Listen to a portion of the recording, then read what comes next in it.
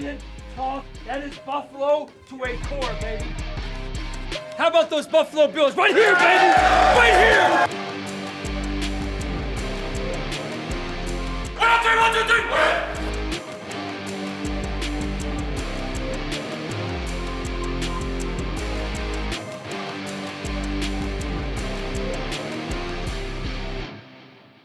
Hello, everybody, and welcome into Week 11 of the Sean McDermott Show presented by Kaleida Health. Thanks for joining us. Sean, thanks for giving us a couple minutes. Tough loss in Miami. Post-game, the focus was on learning something from this game. What was your message to your team after a loss like that and moving forward? You got to keep going. Yeah, the consistency factor is huge in this league. You got to stay consistent week in and week out, and we got to do a better job of that clearly moving forward here, and we'll learn from that, from that situation. Slow start for Josh, but he did end up 28 of 40, had a 70% completion, over 300 yards, and this is one of those games where you look at the stats and it's like, yeah, before the game I'd take that, but you know how the game unfolds, and still made some great plays. A 3rd and 16 he converted, a 4th and 15 to Khalil. The 15-yard quarterback sneak, although, it ended up in a fumble. How do you see Josh learning from this and all the stuff that goes on in a game like this and take it forward to help his game? Yeah, he made some huge plays that only Josh can make, and those happened, kind of in the back half of the game there. We needed to get off to a better start earlier and ended up in too many third down and long situations. So just not enough complementary football and moving the chains and taking what they were giving us. And so that, again, is something we can learn from, and I know Josh will. Yeah, and Josh said it's never as bad as it seems, never as good as it seems. But you had a couple of young guys, Cole Bishop, Max Hairston, both tallied interceptions.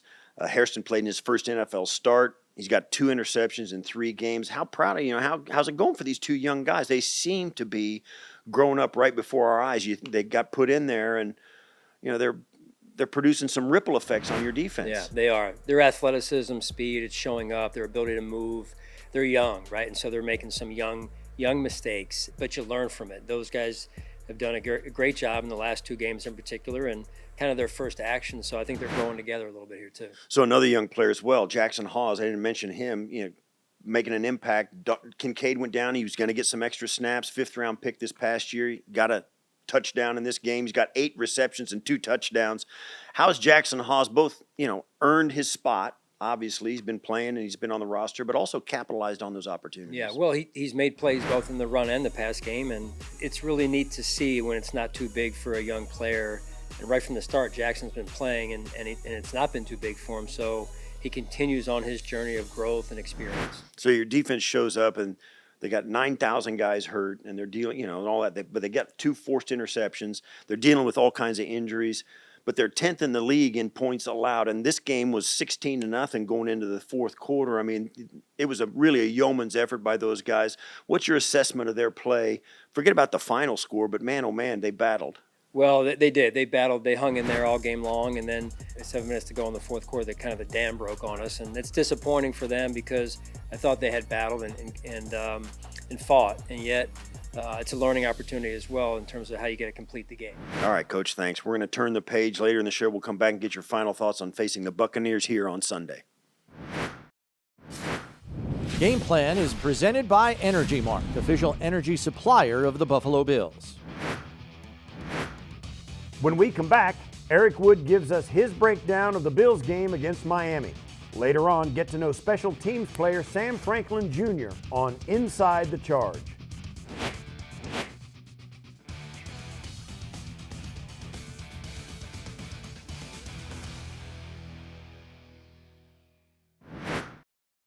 Welcome back to the Sean McDermott Show. It's time now to chop some wood with our good friend Eric Wood. Eric, what do you see as the difference that we saw in the Bills' offense down in South Florida? They did not look like the same group taking the field against the Dolphins. Yeah, early on, the Dolphins were able to take away the Bills' rushing attack, and then they fell behind, and it got them out of their game script. It got them away from a lot of the play action and the screens that they've gotten a lot of their impactful plays on this season. And so early on in the game, Joe Brady said it himself at his press conference earlier in the week, they got to get to the passing game, especially on earlier downs, to be able to maybe be less predictable. The Miami Dolphins loaded the box. They sold out to stop the run, and they were able to do that early, and it took the Bills' offense out of the rhythm. Certainly their defense held the Dolphins to 16 points until the last couple of touchdowns there. There was 16-0 going into the 4th. You felt like the Bills hung in there tough defensively, even with all the injuries. But as we go forward, what's next for this defensive roster? Yeah, guys are going to have to step up in spots where they're especially depleted, and that's mainly across the defensive line. Give those defensive ends credit last week. You know, Joey Bosa's out there playing with a club and still had a very effective game. Greg Rousseau had another productive game as well. Javon Solomon continues to play a role, especially in those pass rush packages. Daquan Jones had to play some defensive end at times, and so they need some bodies out there. Guys are going to have to step up, but I thought it was a great effort, especially from Rousseau and Bosa on the edge. And then the back end of the defense, to me, seems to continue to play better. I thought Cole Bishop had another great game. And although Max Harrison got beat early in the game for the touchdown, Waddle comes back and has that interception later in the game. Yeah, so how important is it, or is there any benefit towards coming home for a game after a tough outing like they had in Miami? Yeah, they'll feed off some crowd energy this week, but I don't think they're going to need it. This is a team that said it as much that the Dolphins wanted it more in that game, and I find it hard pressed that we'll have another game like that this season, especially returning home against the Bucs this week. All right, what do you think? What's next for this Bills offense? It needs to evolve a little bit. Do you have players? Do you have schemes? Do you have some ideas about run more, pass less, or vice versa? What are your thoughts about this offense and this whole team moving forward these next few weeks and into the second half of the year? Yeah, offensively, we've really leaned into the run game this year, went into the Dolphins game with the number one rushing attack in the league, and we want to continue to lean into that, but having the number one run rate in the NFL on first down, maybe that's gotten predictable. I expect Joe Brady to get a touch more balanced with the early down snaps where we throw a little bit more on first down as well. And then, you know, you're going to hopefully welcome back a Joshua Palmer here soon, and then continue to lean into Shakir and the others and what they do well in particular. And then on the defensive side of the ball, we've seen improvement from them the last 3 weeks. I know the game got out of hand late with a couple long H-hand runs, but look, that defense had a nice effort, and had that game been close, maybe it doesn't look like that at the end. And so I'm encouraged by what I've seen from the defense the last few weeks, you know, and if we're sitting here and we're saying, you know, give me one side of the ball with the MVP from last year that needs to get better, you know, I have a lot of faith in this offense to be able to get it rolling. All right, Eric, thanks. We'll see you up here on Sunday for the Bucs game. All right, looking forward to it, Steve. Still to come on the Sean McDermott Show, get to know Sam Franklin Jr. on Inside the Charge. Plus, we take a look at some next-gen stats in Sportsology.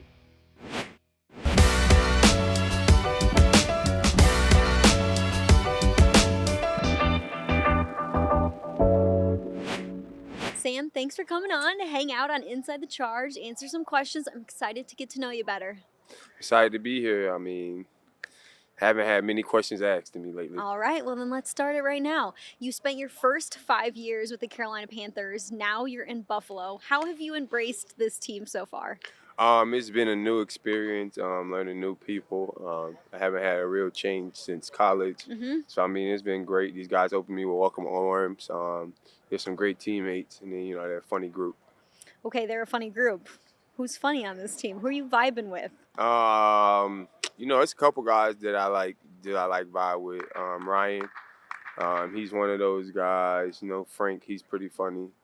Ty Johnson. So, I mean, it's a lot of people on my road and like the surrounding areas. Cam, he's a cool person too that I like to joke around with. Jamar, it's a couple guys. The whole DB group, basically.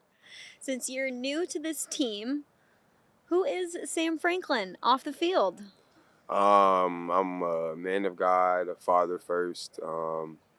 And I mean, I'm really pretty chill. I mean, I like to go do stuff like go hunting during my off season, fishing. We go ATVing a little bit. We got some mud holes where I live at. So, I mean, we do a little bit of everything during the off season. You know, I try to disconnect from football a little bit and, you know, just get back to like regular world stuff and not really be in my phone. What's your favorite thing to hunt or fish? Well, I haven't really got into like the depths of hunting, but I mean, deer would probably be the first thing. Probably like wild hog hunting. That's pretty fun, getting out and the dogs run. You tracking them through the woods. That's pretty fun. Where do you like to do that at? I'm from Florida, so like in Inverness, Citrus County, like we got some pretty good spots. Yeah. And my friend AJ, he has a spot that we be going to. I can't give it away. Oh, it's a secret spot. Yeah, it's a secret spot. He got a secret fishing spot too. I tell a couple of those if he make me mad. Sam, it's easy to see that your energy is off the charts. You play like your hair's on fire, and you tackle like your life depends on it. How did you become that type of player? It's always been like that since I've been in the Little League. You know, effort is something that I always felt like it's always between me and me. So I just always wanted to be the guy who out-effort everybody. And then once it's time to make a play, I just feel like I need you to think about it next time you see me. You need to think about it the next time you see me. That is amazing. What's the feedback you've gotten from your teammates with that type of effort and some of the hits that you've laid on people? You know, it just gets the defense going. And then, you know, it just gives a spark of the O-line. They love it when I start to block people or, you know, I make a big hit. They're probably like one of the first few people like surrounding me like, yeah, let's go. Like they want to see some like, and I just like just having guys like paying attention to special teams just for that one play. Like normally people just look at it and just be like, you know, I'm about to go in, but you know they're really locked in trying to see like what's gonna happen, who's gonna make the play. So I mean that's very, very much the best thing, better than any compliment they can give me because mostly it's them showing that like they care about this one play that we're on. What's your favorite part about playing on special teams? Like the little like competition that you have like with the other guys on special team, like who's making the tackle, like you feel me, pointing out like little stuff like, oh, I beat you down last time. It's just like little stuff that like you get to do against other people, and then like in practice, like going against guys, you know, winning a rep, like, and then you get to know somebody and like they know like your moves, so it makes it harder. So I mean, it's just like the growth that I like to see, like from like the starters to, from the guys who come in on special teams one play or the guys who do three. It's just like the build up that you have and like the getting better of it that I love to see. Thanks for the time. Appreciate it. And I thank you guys. You guys have a good day. If you catch me out, you didn't see me. You didn't see him. Next up on the Sean McDermott Show, we break down some next-gen stats in Sportsology. Plus, hear Coach's final thoughts on hosting the Buccaneers on Sunday. Sportsology is presented by ECMC. ECMC, official healthcare provider of the Buffalo Bills. At the halfway point, the Bills are 6-3. Led by quarterback Josh Allen, they have the second best offense, averaging more than 380 yards per game. They've also got a monster at running back too. James Cook's averaging more than 100 rushing yards per game, second best in the league. Defensively, they've been hit with the injury bug. However, they're not letting that get in the way of their 11th ranked defense, allowing just 21.9 points per game. Here's a look at the first half of the season. Buffalo's offense is averaging 27.6 points per game and has scored at least 28 points in 6 out of their 9 games. They have the second most rushing yards in the league at 1,379. Cook is a big part of that with 920 rushing yards, also second most in the league. His 44 rushing first downs, second best as well. Allen's 22 total touchdowns rank second in the NFL. His 7 rushing touchdowns tie for the most in the league. Allen's 70.3% completion percentage and 8.1 yards per pass attempt are career highs and top 10 in the league. Buffalo has favored the tight ends and running backs this year with 98 snaps and 22 personnel, the most in the league. They have 485 total yards in 22, also the best in the league. Buffalo's passing defense is one of the best in the NFL, allowing just 170.2 passing yards per game, ranking third. Their 9 passing touchdowns allowed are the third least in the league. Buffalo's offense is hardest to defend when it's two-dimensional, setting the tone with the run game, putting the nail in the coffin with the pass game. Through 9 games, 49% of Buffalo's plays have been run plays, compared to 47% being pass. When Buffalo's offense starts off hot, scoring on opening drives, they're a perfect 4-0 this season. After the break, the crew from Buffalo Bills Weekly gives us their game preview for Sunday's matchup with the Buccaneers. Plus, Coach tells us what it will take to get the win against Tampa on Sunday.